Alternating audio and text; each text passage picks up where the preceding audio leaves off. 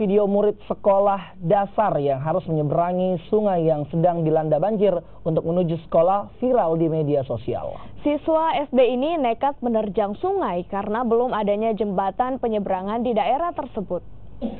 Dalam video ini, tampak sejumlah murid nekat melawan arus sungai yang sedang dilanda banjir akibat hujan deras yang melanda Desa Sukamaju, Kabupaten Bone, Sulawesi Selatan.